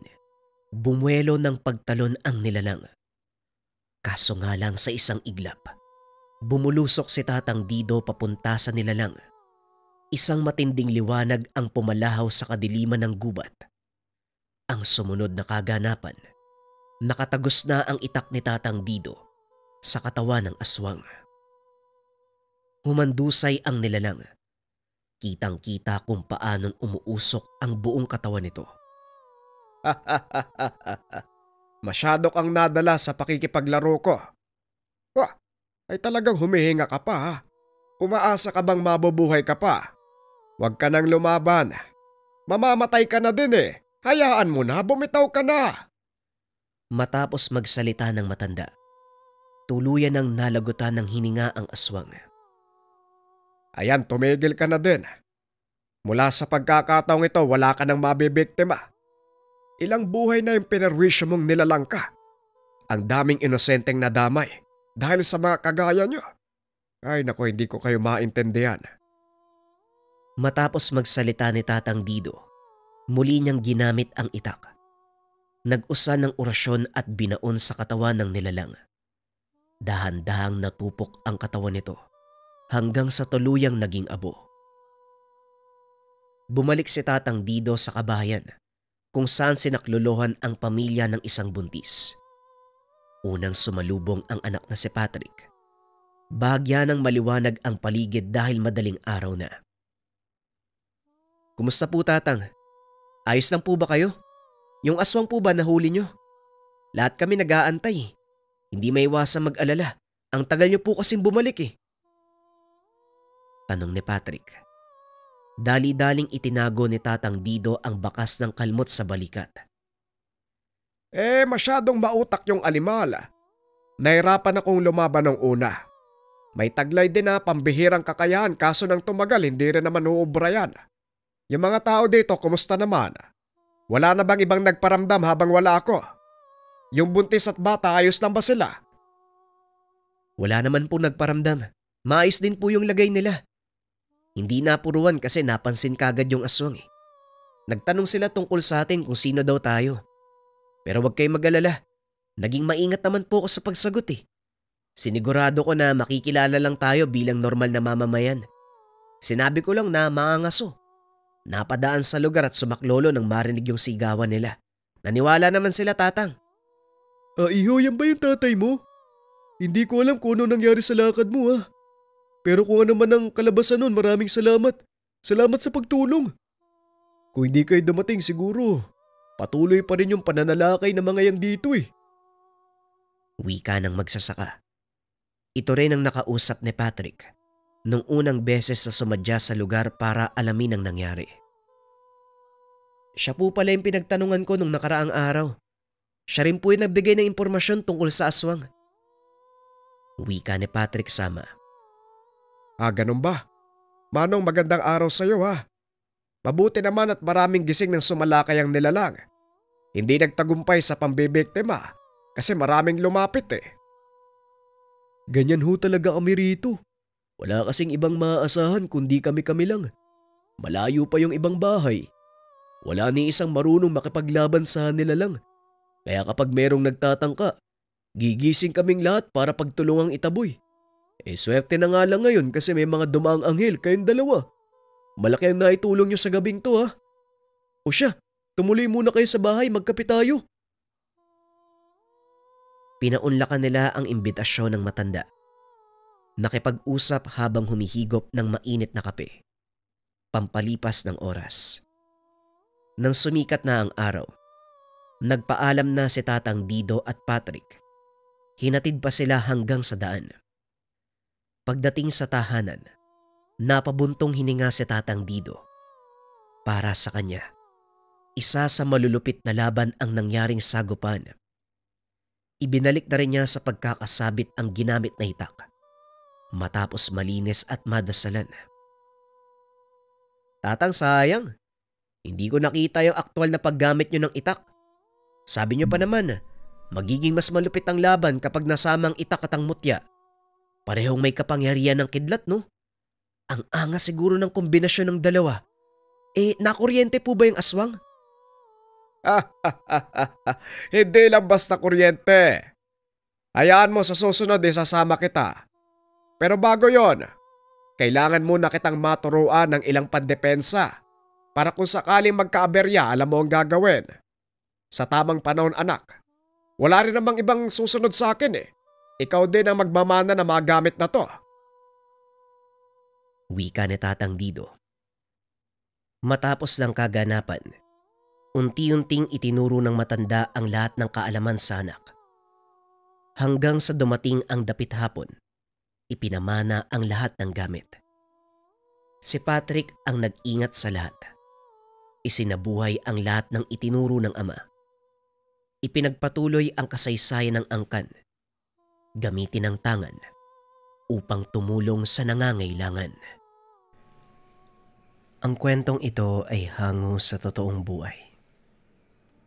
Mula ito sa isa nating kabayan na itago na lang natin sa pangalang Kokoy. Taong 1985, Davao. Laki sa Maynila si Kokoy. Marangya ang kanilang pamumuhay na halos wala na siyang mahihiling pa. Simula pagkabata, hinahangaan ang kanyang ama na isang sundalo. Tay, kagaya ng palagi kong sinasabi sa inyo, paglaki ko, gusto kong maging sundalo kagaya mo. Wika ni Kokoy. Talaga ba, anak? Dapat ngayon pa lang sanayin na kita. Tugon ni Peter, ama ni Kokoy. Sige po tay, gusto ko po yan. Sanayin niyo po ako. Aba, ano yung pinag-uusapan nyo? Mukhang seryoso kayo Wika ni Esmeralda, nanay ni Kokoy. Wala naman po, Nay. Sinabi ko lang po kay tatay yung gusto kong maging paglaki ko. Lumipas ang maraming taon. Lumaki si Kokoy sa isang masayang tahanan. Kahit abala sa pagiging sundalo si Peter, sinisigurado niyang mabibigyan ng oras ang pamilya.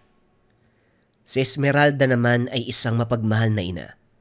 Siya ang gumabay at nag-aruga kay Kokoy araw-araw. Masinop siya sa bahay. Masarap magluto. Kaya naman tuwing hapunan laging sabik ang pamilya na magsalo-salo sa pagkainan. O siya, tapos na ang laro nyo. Magugas na kayo ng kamay, kakain na tayo. Opo Nay, gutom na ako eh. Ano po bang ulam natin? Di yung paborito mo, adobo. Masaya at puno ng halakhak ang kanilang hapagkainan. Kwentuhan ng mga pangyayari sa maghapon. Asara ni Kokoy at ng kanyang ama at ang malambing na pagsaway ni Esmeralda. Ganito palagi pagsapit ng gabi. Sa kabila ng marangyang pamumuhay nila sa Maynila, itinuturo ni Peter at Esmeralda kay Kokoy ang kahalagahan ng kasipagan at respeto sa kapwa. Hindi nila hinayaan na lumaking sunod sa luho ang kanilang anak. Sa halip, tinuruang maging masipag sa pag-aaral at matuto sa sariling sikap. Anak, palagi mong tatandaan, hindi lang pera ang sukatan ng tagumpay. Makikita yan sa pagiging mabuting tao. Opo, Tay. Sa murang edad, natutunan ni Kokoy ang halaga ng pamilya at pangarap. Sigurado siya isang araw, magiging sundalo kagaya ng ama. Ipagmamalaki rin siya ng pamilya. Isang gabi habang nag-aabang sila Esmeralda sa pagkainan, dumating ang isang sundalo na may dalang masamang balita. Pasensya na ho kayo pero si Manong Peter namatay sa engkwentro eh. Huminto ang mundo ni Esmeralda. Nanghina ang tuhod dahil sa balita. Si Kokoy naman ay hindi kagad nakapagsalita. Nakatitig lamang ito at tila pilit na inuunawa ang narinig. Anong ibig mong sabihin? Hindi totoo yan. Babalik si tatay. Babalik pa po siya dito.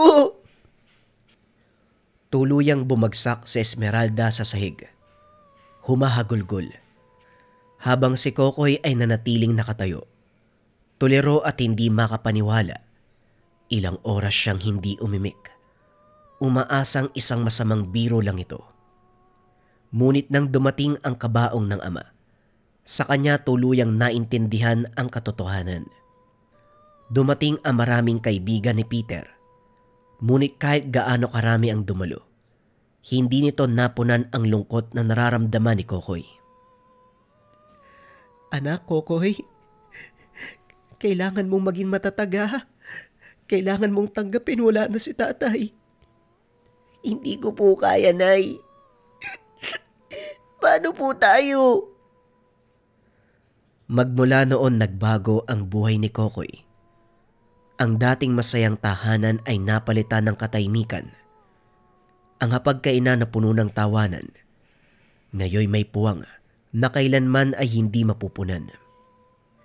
Ngunit sa kabila ng kalungkutan, isang bagay ang nanatili sa puso ni Kokoy. Ang pangarap niya. Hindi lamang para sa sarili, kundi para ipagpatuloy ang sinimula ng ama. Matapos ang libing ni Peter, nagpa siya sa Esmeralda na umuwi sila mag-ina sa probinsya, sa lugar ng Davao. Wala na silang ibang maaasahan sa Maynila. Hindi naging madali ang pag-alis. Bawat sulok ng kanilang bahay ay puno ng alaala ng asawa. Habang nasa biyahe, tahimik lang si Kokoy, nakadungaw sa bintana ng bus. Pinagmamasdan ang mga nadadaanan nilang lugar. Malayo ito sa magagarang gusali ng Maynila. Puro puno, malawak na palayan at mga simpleng bahay ang makikita. Pagdating nila sa maliit na baryo, sinalubong sila ng ilang kamag-anak. Dito nakatira ang kanyang tsuy na si Ronald na matagal nang naninirahan sa probinsya. Esmeralda, Kokoy, ay mabuti na lang nakarating kayo dito. Ala sige, halika. Pasok kayo, pasok. Nagpatuloy sila sa loob ng bahay. Isang simpleng kubo na gawa sa kahoy at pawid. Malayo ito sa dating bahay nila sa Maynila, pero mainit ang pagtanggap sa kanila. Hindi naging madali ang buhay ni Kokoy sa probinsya. Sa Maynila, sanay siya sa marangyang buhay. Dito ay kailangan niyang matutong mamuhay ng simple. Kailangan niyang mag-igib ng tubig, tumulong sa pagtatanim, gumising ng maaga para pumasok sa paaralan na ilang metro ang layo mula sa kanilang bahay. Anak, naiintindihan ko ha. Mahirap para sa ang bagay na to. Pero kailangan natin magsimula uli. Sa eskwelahan, hindi rin naging madali ang pakikibagay ni Kokoy. Karamihan sa kanyang mga kaklase ay lumaki sa hirap. Hindi nila matanggap kagad ang isang bagong bata na nagmula pa sa Maynila. Siya yung bagong dating, di ba? Yaabang oh, laki daw sa syudad. Tignan natin kung kaya niya yung buhay dito. Narinig ni Kokoy ang sinabi ng mga kamag-aral, pero hindi na lamang sumagot. Sa halip ay pinagpatuloy ang paglalakad patungo sa upuan. Dumaan ang mga buwan. Unti-unting natutunan ni Kokoy ang buhay sa probinsya.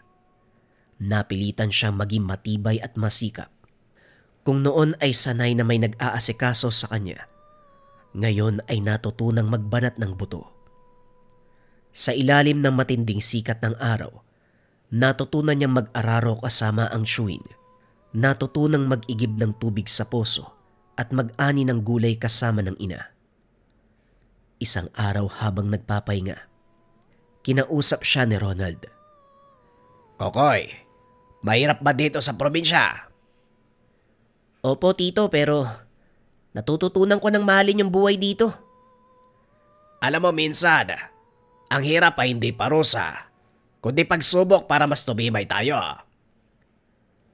Sa puntong ito, unti-unting nagbago ang pananaw ni Kokoy. Handa nang harapin ang buhay sa probinsya. Isang hapon habang pauwi si Kokoy mula sa paaralan, nadaanan niya ang isang bakanteng lote kung saan may batang lalaki na abala sa pagsisibak ng kahoy. Mukhang magkasing edad sila at halatang sanay sa mabibigat na gawain. At dahil gusto niyang makihalubilo sa mga taga roon, lumapit siya at nakipag-usap. Magandang araw, kumusta ka? Tumigil ang lalaki sa ginagawa nito at humarap sa kanya. Bago ka lang dito? Jeff ang pangalan ko. Oo, kakalipat lang namin ng nanay ko galing sa Maynila. Kaya pala mukhang di ka sanay sa buhay dito.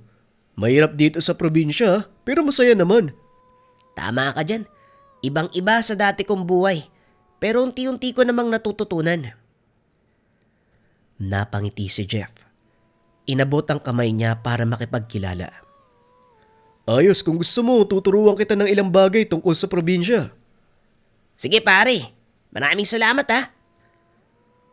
Mula noon naging matalik na magkaibigan sina Kokoy at Jeff.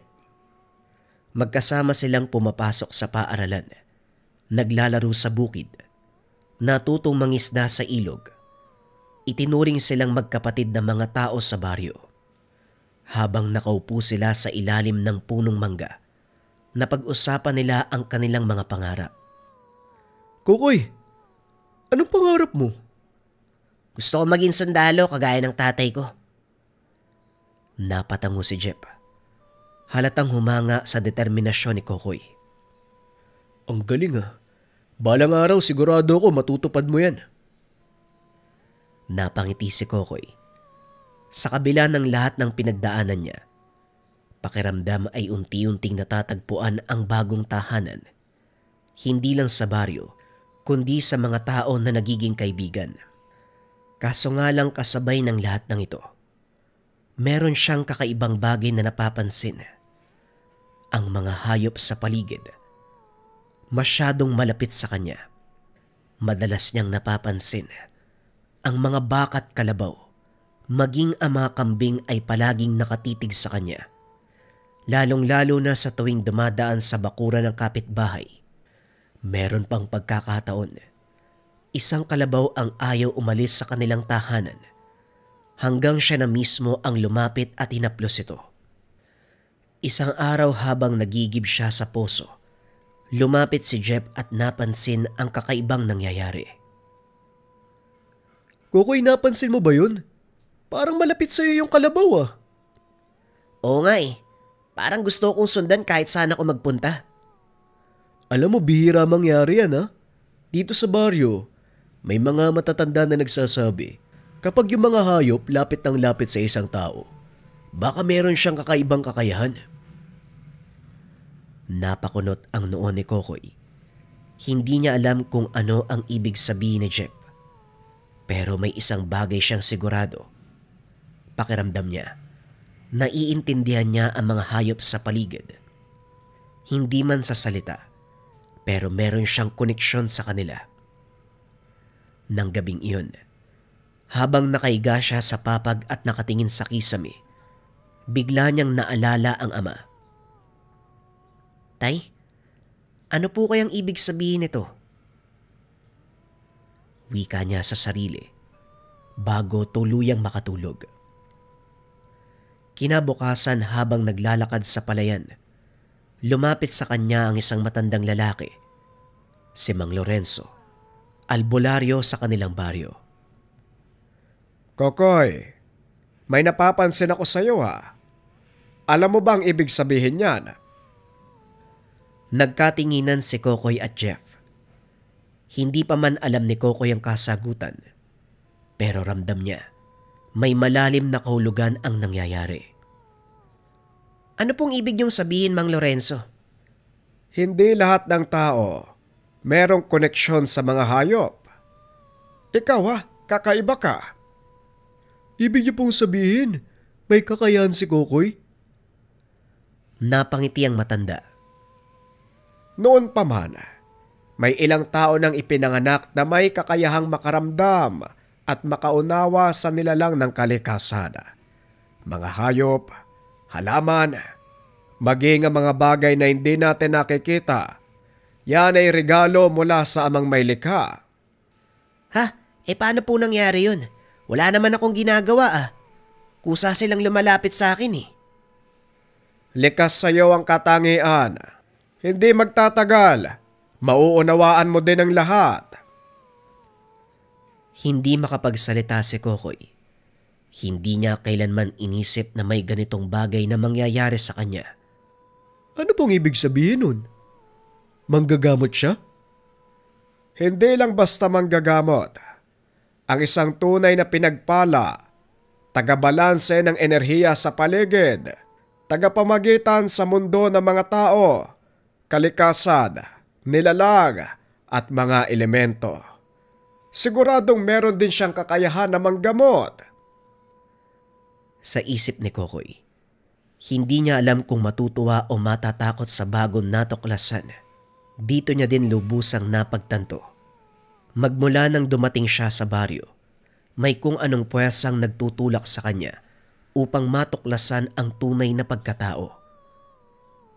Pero, paano ko po malalaman yung lahat? Paano ko po malalaman kung totoo? Darating ang tamang panahon, Kokoy. Kapag dumating ang pagsubok, ikaw mismo ang makakatuklas.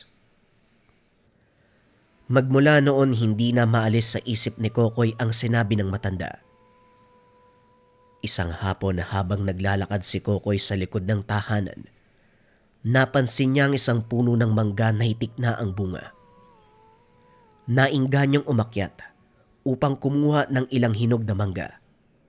Sanay na siya sa ganitong gawain, kaya mabilis siyang nakarating sa isang malaking sanga. Habang abala sa pagpitas ng mangga, bigla siyang nakarinig ng kakaibang tunog. Parang nagmumula sa ahas. Nang lumingon ay nanglaki ang mga mata. Sa hindi kalayuan, may isang malaking ahas na kulay ginto na nakapalubot sa isang sanga. Ang mga mata, may kakaibang liwanag at ang katawan nito kumikislap sa ilalim ng sikat ng araw. Sa halip na matakot, hindi gumalaw si Kokoy. Parang may nagsasabi sa kanya na huwag matakot at huwag tumakbo. Kokoy, matagal na kitang inaantay. Napatigil si Kokoy. Kunot noong tinitigan ang ahas. Anong ibig mong sabihin? Sino ka ba? Dahan-dahang gumalaw ang ahas at mula sa bibig nito, may iniluwa na isang lumang kwintas. May palawit na bato sa gitna. Ang bato ay kumikislap na kulay asul at ginto. Tagapagbantay ng kalikasan. Nagbibigay kagalingan. Yan ang misyon mo, Kokoy. Inabot niya ang kwintas. Nang dumampi ito sa kamay ni Kokoy, may malakas na liwanag na bumalot sa paligid. Teka, ano to? Anong nangyayari? Habang suot ang kwintas, may dumadaloy na kakaibang enerhiya sa katawan. Lumalakas si Kokoy. Naging malakas ang pandinig. Lalong luminaw ang paningin. Ramdam niya ang bawat galaw ng hangin sa paligid. Yan ang simbolo na dapat mapasayo. Pero mag-iingat ka. Kasabay ng lahat ng yan ay ang pagsubok sa pag-alaga sa gamit.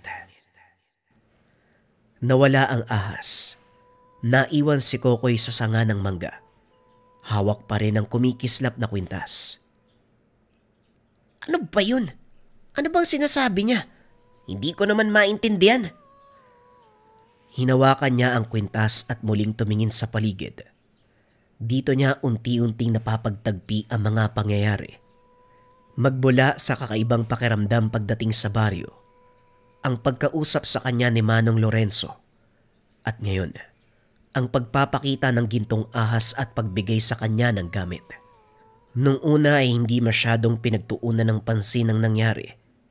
Kaso nga lang ng mga sumunod na araw, patuloy ang paglakas ng kanyang katawan. Habang naglalakad sa palayan, naririnig niya ang mahinang yabag ng mga hayop kahit malayo pa ang mga ito. Ang tunog ng hangin, ang paggalaw ng mga dahon. Pakiramdam niya, alam na alam ang nangyayari sa buong lugar. Kasalukuyan siyang nagigib ng tubig sa poso. Napansin na may bumubulong sa kanyang isipan.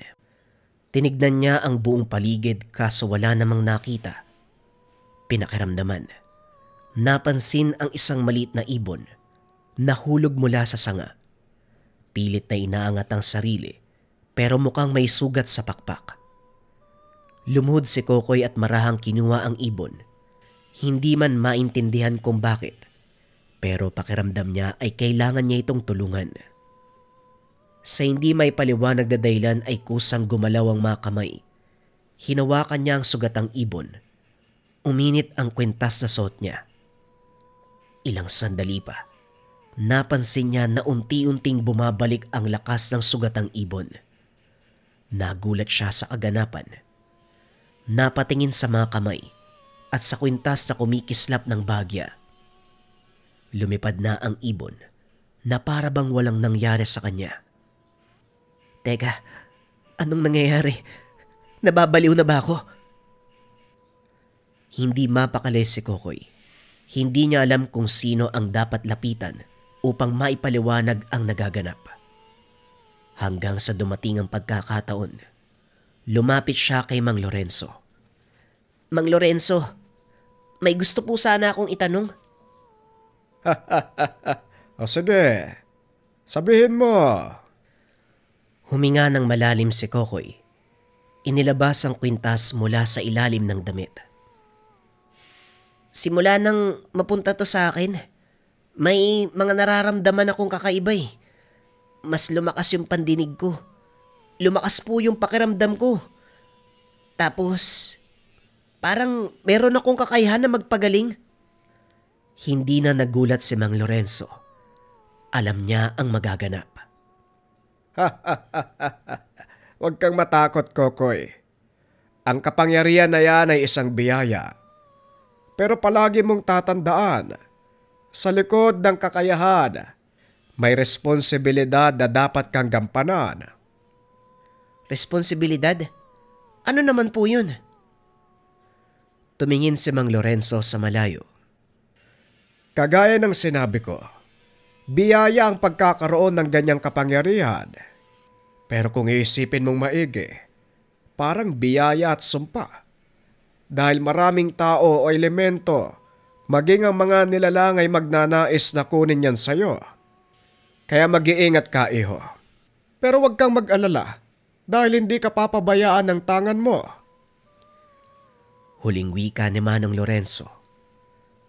Sa paglipas ng mga araw, mas lalong lumalim ang koneksyon ni Kokoy sa kalikasan.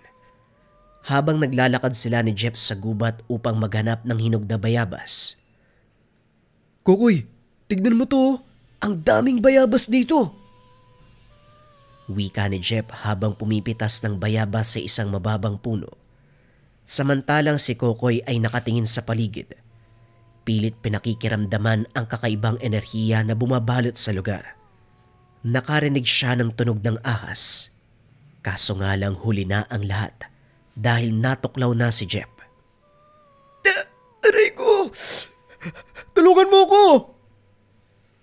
Paglingon ni Kokoy, isang malaking itim na ahas ang nakapalupot sa paa ni Jeff. Lalapit na sana si Kokoy, pero nang matitigan ang anyo ng ahas, purong kulay itim, pula ang mga mata. Labis man ang takot na nararamdaman ni Kokoy, pero mas nababahala siya sa sitwasyon ng kaibigan. Ramdam niya ang pag-init ng tangan. Inilabas niya ito, hinarap sa ahas. Biglang kumalas sa pagkakagapos ang itim na ahas at gumapang palayo. Kaso nga lang nang tignan niya si Jeff, nanginginig na ang kaibigan at bumubula ang bibig. Teka Jeff, anong gagawin ko? Walang ibang tao sa lugar. Kung tatakbo pabalik sa baryo para humingi ng tulong, siguradong mamamatay ang kaibigan. Kusang gumalaw ang mga kamay ni Kokoy. Inilapat niya ito sa mga sugat ni Jeff. Nang mga sandaling ito ay muling lumiwanag ang kwintas. Dumadaloy ang mainit na enerhiya mula sa kanyang tangan papunta sa kamay na ipapasa ito sa sugat ni Jeff. Dahan-dahang kumakalma ang kaibigan. Humihinga ng maayos. Kokoy? Anong nangyari? Napabuntong hininga si Kokoy. Hindi makapaniwala sa nagawa. Tama, natulungan kita. Nagkatinginan ng dalawa at parehong hindi makapaniwala. Ngayon alam na ni Kokoy, hindi na matatakasan ang kapalaran. Hindi maintindihan ni Kokoy dahil magmula nang mailigtas niya si Jeff. Hindi naman ipinagsabi ang kaganapan pero kusang lumalapit ang taong baryo sa kanya upang mangingi ng tulong sa mga nararamdaman. Maraming tao ang napagaling sa pamamagitan ng kanyang kamay. Kasabay nito maraming tao din ang tumutuligsa. Kaso nga lang hindi nila masasapawan ang kakayahan at galing ni Kokoy.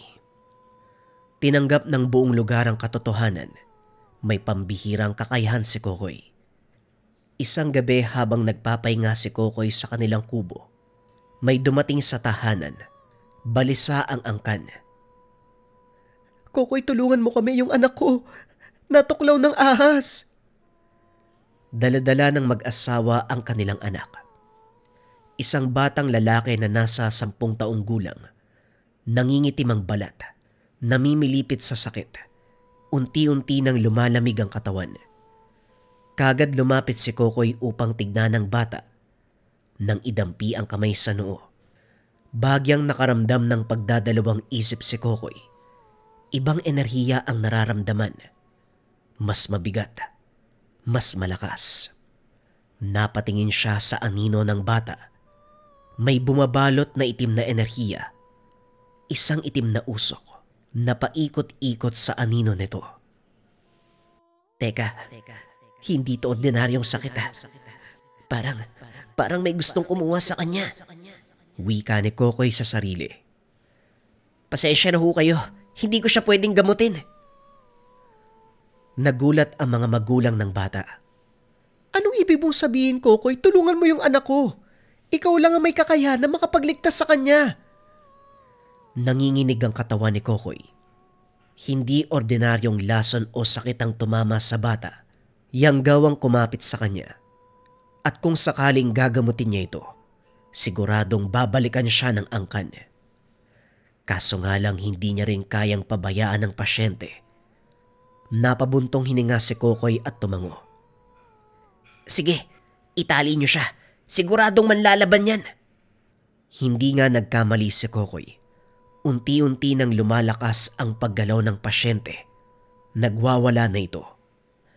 Hindi na nagsayang ng oras si Kokoy. Idinampi niya ang palad sa noo ng pasyente. Laking gulat ng lahat ng tao. Tumitirik ang mga mata ni Kokoy. Huwag niyo siyang gagalawin. Hayaan niyo lang si Kokoy. Kinakalaban niya ang salarin. Wika ni Manong Lorenzo. Dumating ito sa kanyang tahanan. Wala dito ang kaluluwa ni Kokoy. Kasalukuyan silang magkaharap ng nangyanggaw sa pasyente. Dumako tayo sa lugar ni Kokoy. Napunta siya sa madilim na kagubatan. May taong nakatayo sa harapan niya. Matangkad na lalaki na sobrang payat. Nanlilisik ang mga mata. Buwagag ang buhok habang nakatitig sa kanya. Masyado kang pakialamero, bata. Hindi ka dapat nangingialam sa ganitong usapin. Ano bang kailangan mo sa pasyente ko?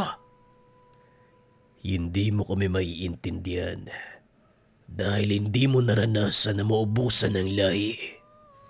Hindi rin ako papayag na biktimahin mo yung pasyente ko. At sa palagay mo, paano mo ko pipigilan? Hindi naman ako yung pipigil sa'yo kung hindi yung kaibigan ko. Inilabas ni Kokoy ang kwintas. Laking gulat ng lalaki. Isang malaking gintong ahas ang lumabas mula sa likuran ni Kokoy. Walang pagdadalawang isip na pumulupot sa buong katawan ng lalaki. Unti-unting natutuyo ang buong katawan nito, na tila ba hinihigop ng higanting gintong ahas ang kaluluwa. Ilang sandali pa, bumalik sa ulirat si Kokoy. Kasabay ng lahat ng ito ay maayos na ang itsura ng pasyente. Ayos na. Nagamot na siya ni Kokoy. Pagpaingay niyo lang ng kaunti. Pwede niyo nang dalhin pa uwi. Malaki ang pagpapasalamat ng pamilya sa ginawa ni Kokoy. Nilisan nila ang lugar pagkatapos magpahinga. Nag-usap naman si Kokoy at Manong Lorenzo. Tatang, ano pong ginagawa niyo dito? Sinabi ko naman sa iyo hindi ka papabayaan ng iyong tangan. Magpapadala siya ng mga tao upang ikay magabayan at tulungan. Huwag kang mag-alala, Kokoy. Sa lahat ng pagsubok na mararamdaman mo, meron kang kaagapay. Merong tutulong sa iyo. Matapos ng kaganapan, ipinagpatuloy ni Kokoy ang tungkulin. Nanggamot ng maraming tao, tumulong sa kapwa. Hindi man natupad ang pangarap na maging sundalo, pero pareho lang din ang prinsipyo. Ang responsibilidad ng isang sundalo, bigyan ng proteksyon ang buong baryo. Ganon din ang ginagawa ni Kokoy. Binibigyan niya ng kagalingan, tinutulungan ang lahat ng mga kababaryo sa pamamagitan ng kanyang tangan na pinamana ng kaibigan na gintong ahas. Sobrang malas na ba ng negosyo nyo mga kabayan? Or yung tipong kahit kompleto naman yung tulog mo, parang pagod ka pa rin. Madalas mga kabayan, hindi lang dapat kasi malinis yung physical na lugar, dapat hanggang spiritual. Ang tawag dito sa nasa harapan ko ay incenso candle for cleansing. Sinisindihan to ng 3 to 15 minutes sa umaga at sa gabi. Ang bisa ng incenso candle for cleansing, pang-cleanse ng lugar, pang-taboy ng negative energy para maganda yung pasok ng swerte at iwas sakit na bunga ng negative energy. Hindi ito regular candle mga kabayan specialized candle siya, insenso na ginawang kandila at nilagyan pa ng iba't ibang uri ng sangkap upang maging pang-cleansing. Pwede mo siyang sindihan sa negosyo, sa tahanan, sa kwarto, sa tambayan. Kung saan mo nararamdaman yung negatibong enerhiya, doon mo siya sisindihan mga kabayan. And if ever may magamit na kayo sa Likha merchandise, hindi nyo maipapangako na madadasalan o makakargaan araw-araw, pwede ka magsindi ng insenso candle. Basta galing sa Likha. Pagkasindi ng gamit, itatabi mo lang yung mga gamit doon mga kabayan, nakikleanse na siya, nakokonsagra, mas naaalagaan. Marami tayong version na pagpipilian, pwede yung regular version, yung can version, yung tea light version. Lahat naman yan mga kabayan ay specialized candles, lahat yan ay insenso, lahat yan may iba't ibang uri ng sangkap at lahat yan nariyan ang orasyon at guidelines. Kung interesado kayo sa insenso candle, makleanse ang lugar, i-visit nyo lang ang shop ng Likha Merchandise. Mag-ingat sa mga scammers.